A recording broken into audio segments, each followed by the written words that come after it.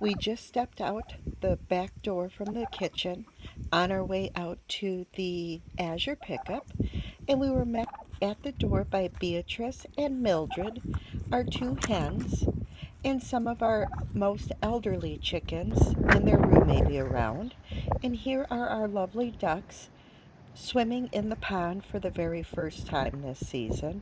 They have finally braved the pond and its little surrounding.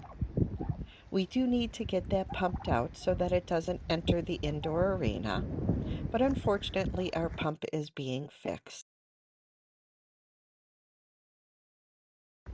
Hi, it's Carrie Lee and welcome back to LFP Farm.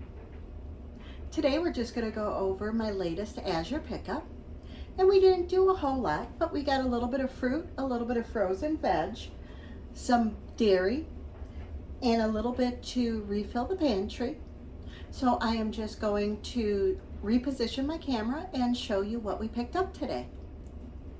Okay, some of my pantry restocks are I had gotten a 10-pound bag of the dark rye flour, and this is pretty much just for my sourdough bread because I have heard that the dark rye is supposed to be an excellent flour for my sourdough starter for the feedings, and there's a couple of sourdough bread recipes that I would like to use a little bit of rye for.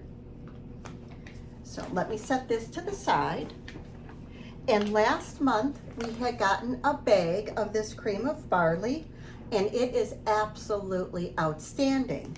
So this month we've decided to stock up, and we've gotten 6 pounds of it. So that is now a new staple in our home. So we will always be keeping this. The closest thing that I can equate this to would be like a cream of wheat. Its flavor is a little bit different, but it's sort of along that kind of line. If you're wondering what it is, it's sort of like that cream of wheat flavor. You would, eat it with like a cream or a milk, and if you would like a sweetener. It's also excellent with any of your canned fruits or that type of thing as well. So if you've done peaches or pears or strawberries or any sort of canned fruit, or even jams or that sort of thing, that would be excellent with that as well. And then I've also picked up some more canning lids, and I've gotten the Superb brand. And I just needed some more of the regular sized lids.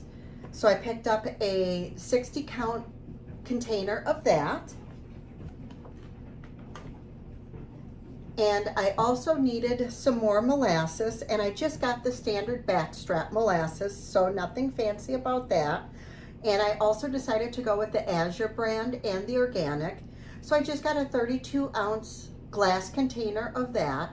And I mostly just use my molasses for my homemade brown sugar and my homemade barbecue sauce. Very seldomly do I use it for anything else. I really don't use it in a lot of my other baking. There's a few bread recipes that call for molasses, but very, very seldomly do I use it for anything else. Are there recipes that other people use your molasses for? Because I really don't, but if there's something that you guys absolutely love your molasses in, I'd love to hear what else you use it in. And then as far as my dairy, I have picked up some more of the Parmesan cheese, and I've gotten the same brand that I've always gotten, which is the same as my butter, which is the Reggiano Parmesan cheese. So they're generally the 8-ounce blocks, but I didn't get all 8-ounce blocks. So I got a half-pound block on this one and 2 slightly over a 1/3 pound blocks. So they ended up being fairly inexpensive on that. So even though you may think that you're going to get 1.5 pounds, you may not actually end up with 1.5 pounds when it all comes down to it. And then my other dairy purchase was picking up some more of my organic butter. So I had gotten the European style Romiano organic salted butter, and these are in the 8-ounce blocks of the grass-fed butter. So they are a bit darker yellow than what your standard butter is going to be. And I really like these because they're quite flavorful. If you have had any of the Irish butters, they're very similar in flavor to that. And you can purchase them in both salted and unsalted forms, whatever your personal preference is. They've got that as well. And they've also got other brands in 8-ounce blocks or 1-pound blocks. I think they've even got a 2-pound roll available as well. And then I needed to stock up on some of my vitamins. And this is the first time I've ever ordered vitamins from Azure. So I decided to try their kelp, which is something that I use for my iodine for my thyroid issues. So this particular bottle has got 1,000 tablets in it. So I've got more than enough for a year here. And then I got a full B complex. So this is enough for a month. So I want to see how this compares to what I would normally use rather than just going through Amazon, since I already had my Azure order coming. So I wanted to see how the two kind of work. And then for my frozen items, I had just gotten some frozen broccoli. And I just got another bag of a 5-pound quantity rather than going with a larger quantity. And this I am just going to break down into some vacuum sealed bags. I don't know what size I'm going to do that with. I'm thinking something smaller in maybe like single dinner size quantities. What I have found is I like this particular brand's broccoli in like broccoli cheese soup, or if it's steamed or microwaved or boiled. It is absolutely revolting if you put it in the oven and you try to roast it. It is just horrid. So if anybody has any luck in how they roast it off in a roast vegetable style, please let me know, because we have failed in doing it that way. I don't know what I am doing wrong with it, but I am seriously doing something wrong when I make it that way. And then the next thing that I picked up is a collection of organic chocolates, because I have some recipes that I need to do some testing, and it's going to require some chocolate chips and some chunk chocolate or some bar chocolate. So we have some milk chocolate with caramel crunch, a classic milk chocolate, and a salted toffee. And I've never done chocolate chip or chocolate chunk cookies with bar chocolate before, so I'm kind of excited to try that.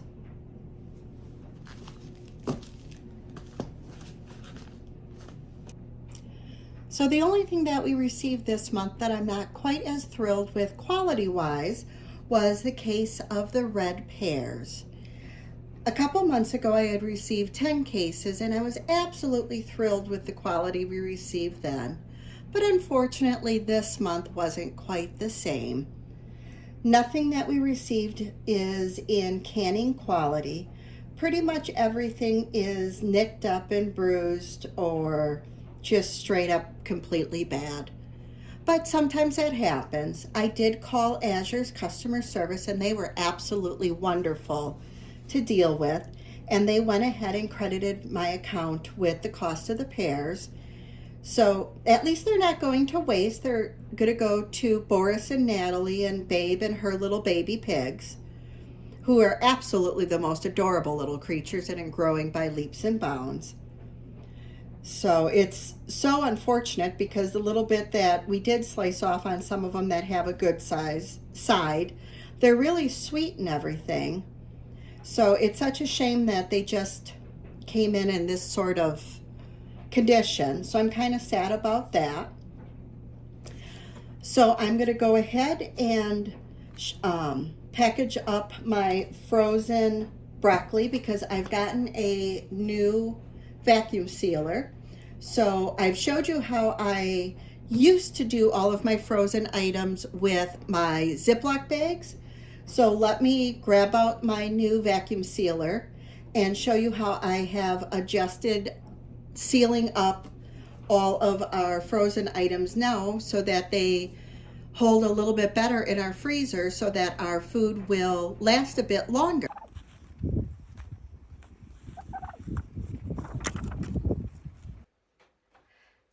I have just received a brand new vacuum sealer from Avid Armor to replace my Foodsaver.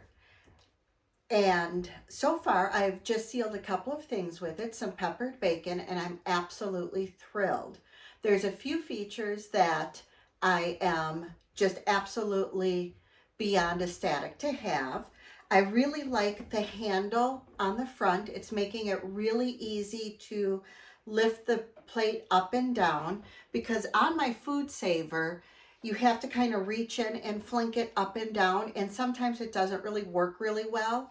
And I like the fact that you just click the Avid Armor into place both on the left and the right, and then you know that the lid is completely sealed. And the vacuum tray is so much larger on the Avid Armor than it is on the Foodsaver.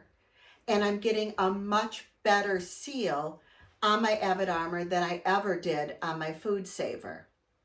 So let me quick show you what kind of seal that we get with the Avid Armor versus the Foodsaver.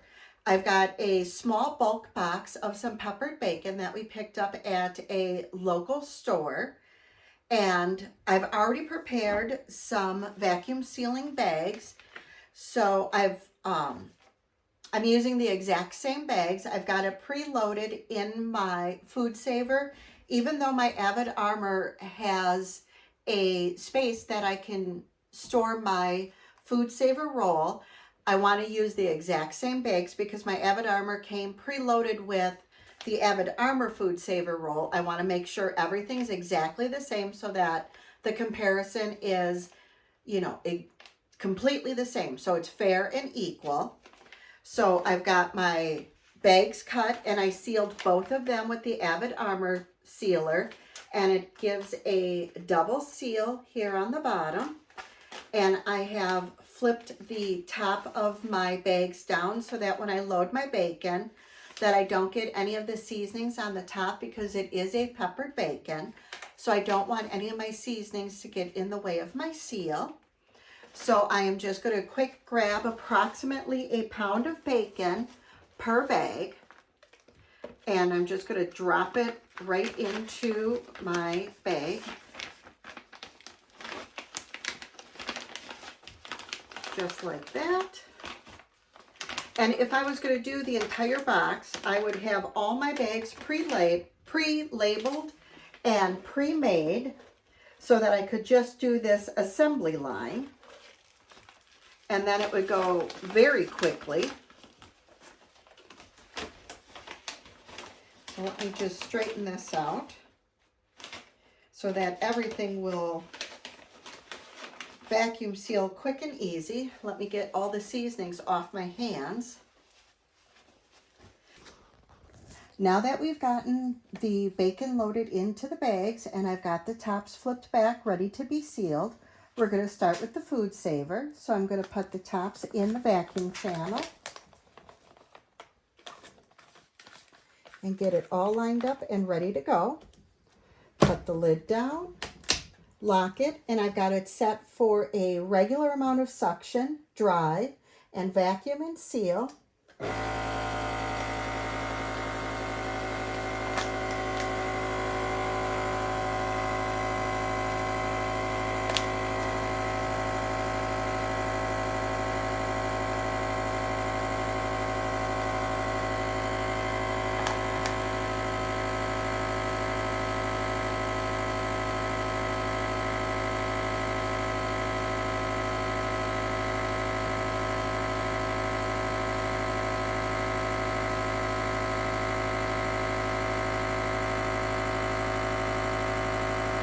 And sometimes with this one, it just won't automatically seal.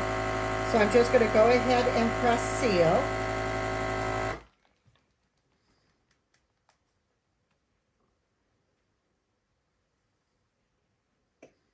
And now that the lights are off, it's finished. So I'm going to unlock it, lift the lid up.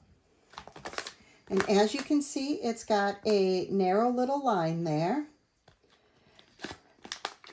And we've got quite a few bubbles, and it's not very hard around the bacon.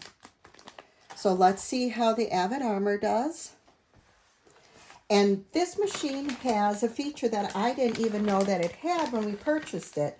It's got these two little clips here that I can slide my bag under in the vacuum channel that holds it for me while I readjust the bag. And then I can take the handle, and then I know that the top is locked in whenever I press the sides. You'll hear it click. So one side's in, the other side is in, and then on the screen it will tell me that it's ready to go. And it's got an auto vac and seal button, so I'm going to press that. And then it says that it's vacuuming. And then you can see on the side, the dial will tell you how much pressure that it's using. And now it even says it's sealing. And the little light over by seal lit up. And it says that it's complete. And you saw the little dial go down. And then that locks back.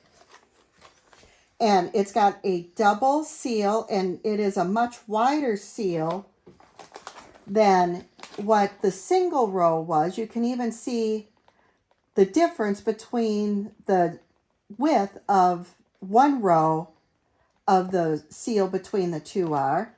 And there is quite a difference of that vacuum seal between the Foodsaver on top and the Avid Armor seal, vacuum sealing on the bottom. So the Avid Armor is definitely worth every penny that we have spent on it. So it looks like I am going to be cutting the Foodsaver bag open and resealing it in my Avid Armor. I hate wasting money on consumables, but I hate wasting money on food even more. I am extremely happy with this purchase.